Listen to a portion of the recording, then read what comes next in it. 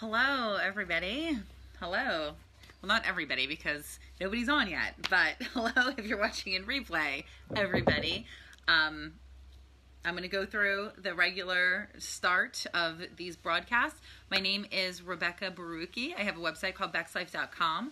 I am the author of a book called You Have 4 Minutes to Change Your Life, which is available everywhere books are sold. So check it out in Amazon or Barnes & Noble or your local bookstore. I have 5 children. I live in New Jersey, and I am a meditation guide who teaches people how to find bliss in everyday moments and how to manage stress, everyday stress, anxiety, even serious stuff like depression. So that's what I do, and I'm welcoming you here. And thank you so much. Today, hello, Romy. Say hi as you come in and give me the paws up. Good morning, Nancy. Today, I have a couple important things that I want to go over with you. As always, first of all, thank you to everyone who has signed up for the Bliss Circle on Patreon. The group coaching is going to start next month, or the first Sunday in July. I'm so excited about it. I'm so excited about the content that I'm creating for you there. If you have not joined the Bliss Circle yet, go to the link in the video description and please join me on Patreon. That is where I'm going to be putting so much amazing new content, previewing my book, Managing the Mother Load. You're going to be able to read it ahead of time. I'm having a book club that's starting next Wednesday for You Have 4 Minutes to Change Your Life. There's so much good stuff going on over there. So please, please, please, please, please get on that. Join the Bliss Circle if you haven't already. Link is in the video description. I'm also putting in the comments right now. Yesterday on Facebook, I was asking you if you could to please donate to familiesbelong.org. It is an organization that yesterday held organized marches all over the country for the separated children and families at the U.S. southern border. So they're helping them, and I asked you to please donate. But because, I'm sorry, I gotta turn this off.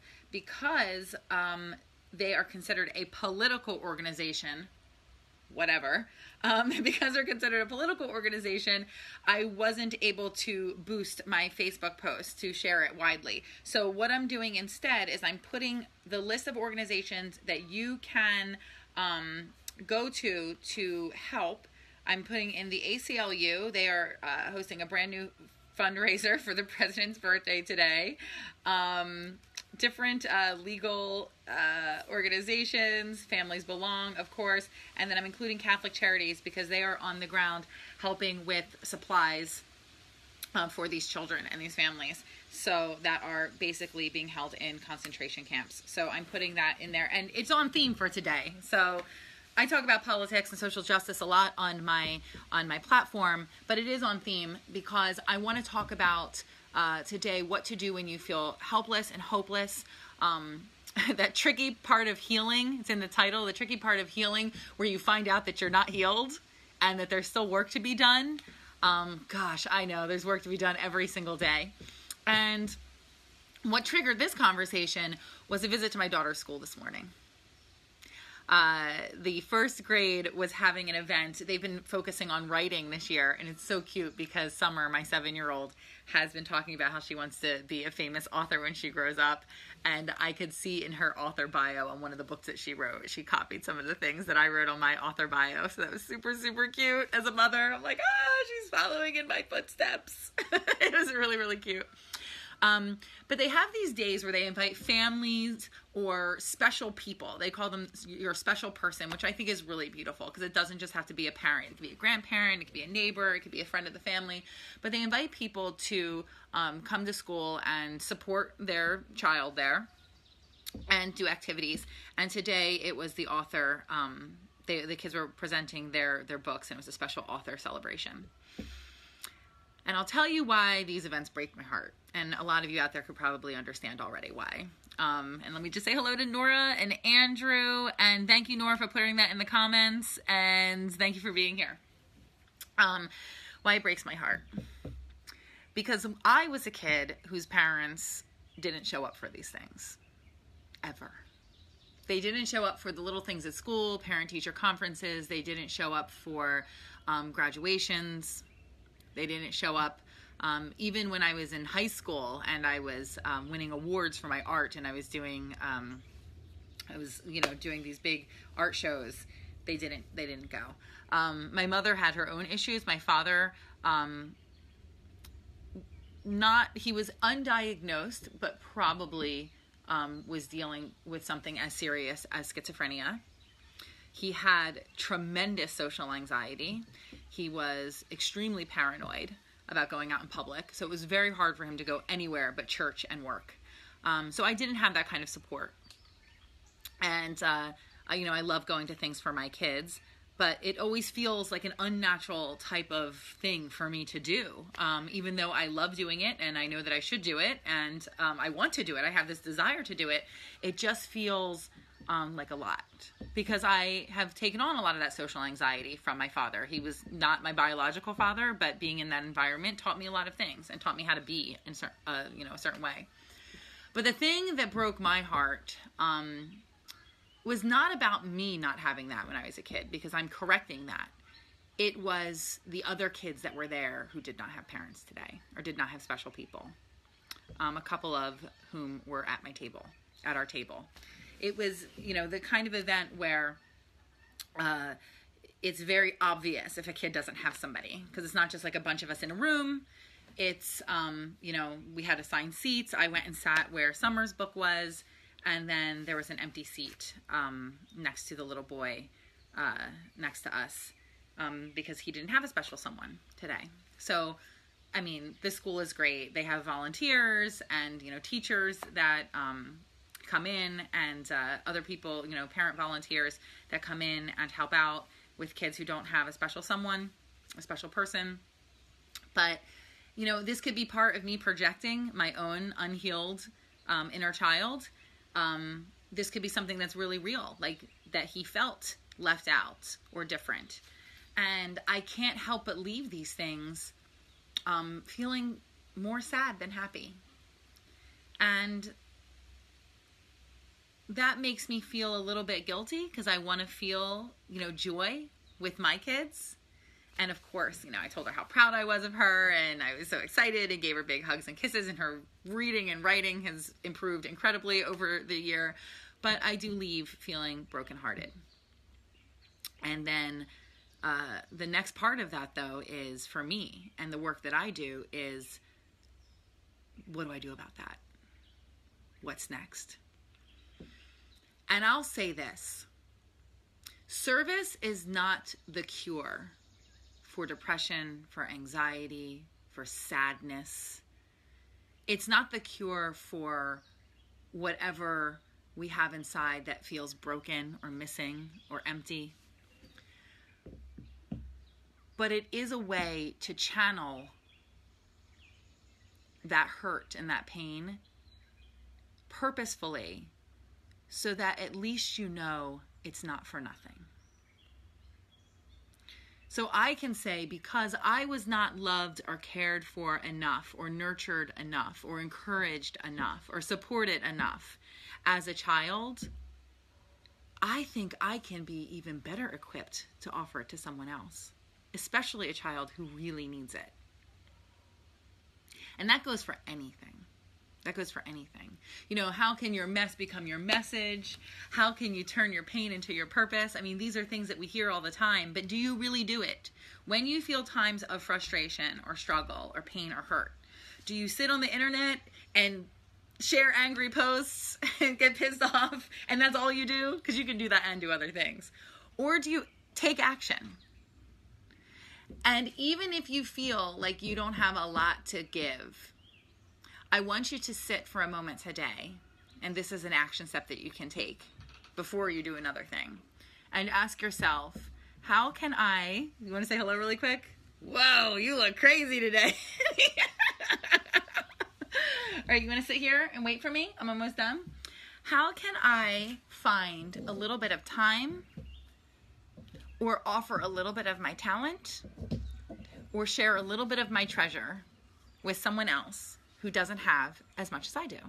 How can I do that? And it's really easy when you look at it in terms of that. We don't have to be the world's saviors. She's fine. We don't have to change the whole world today. But we can do something small something big. Do something that pushes you a little bit. Makes you a little bit like, oh, maybe I shouldn't have given that much. Like, do that. Maybe give a little bit more than feels comfortable today. That can push things in the right direction. And I'll tell you this, and I know that this is true, and I think that you're going to agree with me that this is true. You never know who's going to be the next Mother Teresa or Gandhi or Malcolm X or James Baldwin. We don't know who's going to be the next president of the United States. I mean, we never know. We never know that one. Think about the people who have inspired you in your life if you've had somebody great. Like, I had a couple teachers that really took an interest in me and now I see as an adult, showed up for me in ways that my parents weren't and couldn't, that changed the direction of my life. I would have never been so passionate about politics and social justice without my super, super conservative Republican journalism teacher, Mrs. Paul, who, despite, I won't say her failings, as a super conservative woman, Republican woman, now I love her. She was great. She was one of my favorite, best teachers. She was so open to hear our ideas, and she pushed us so far to express ourselves and then to find reason for our expression, like reason behind what we were saying, to justify it, to talk about it, to defend it. She was awesome. And she really got me heavy into politics and reading. She subscribed to the New York Times, and we would read it every day in journalism class. So that was how she spent her budget. She got us all subscriptions to the New York Times.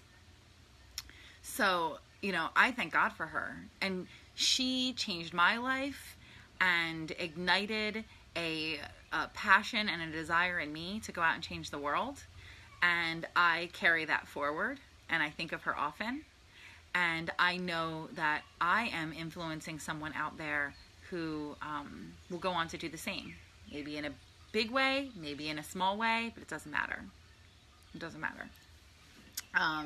Just a couple weeks ago, my husband and I gave 3 scholarships away to graduating seniors in my town.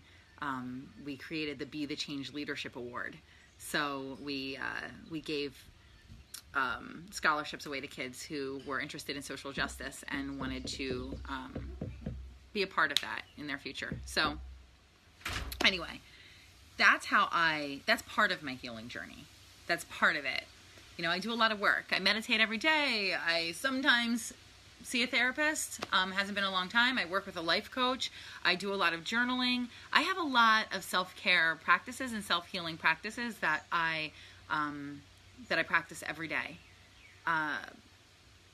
But a big part of it also is service. And I talk about this in the next to last chapter of my book, about gratitude and about abundance and about service, and how they are all intertwined, and how it's important that if you have abundance, to be of service. And when you are of service, you get such good feelings that you start feeling better about your life, and you start feeling grateful about your life. And when you're doing something, you don't feel as overwhelmed. Doing something helps with that overwhelm. I know that it feels a lot of times like a drop in the bucket. I mean, I do the laundry every day and it still keeps coming. So, there's some inevitabilities of life where there's always going to be suffering. There's always going to be pain and heartache. There's always going to be some level of war or discord, conflict, such is the nature of life. But we can provide balance through our own inner light. We can keep contributing and keep, dropping those little droplets in the bucket, those little droplets of water in the bucket, to balance it all out. So Jerry says, how in the name of God do we change the world? I mean, I want to save this planet, but in limited capacity as an at-home parent, how do I do that? I offer some things in the comments. If you have money to give money. If you have time, give time. If you have talent is so huge. How can you drag your kid along to the local library and read to kids? or go to, you know, a school that doesn't have a lot of resources and volunteer your time, or coach a local sports team. You know, like there's all different ways to contribute, and we all have them. Everybody right now listening to this, by virtue of the fact that you have an expensive machine, you have technology in front of you that is allowing you to access, you know, you have the internet, access this conversation. You have some time, because you're spending it with me right now. You have a talent. Everybody has a talent. Everyone has something that they're really good at. Or you have treasure, which is money. You know, it's cliche. It goes back to those old commercials where it's like, for a cup of coffee a day, you can feed a hungry child. But like, actually you can. Actually you can. You can take, you know, 50 cents a day or $1 a day and put it in a jar, and once a month send it off to someone. Like, these are things that you can do. You can absolutely do. You know, Justin and I make great sacrifice in our lives so that we're able to give more.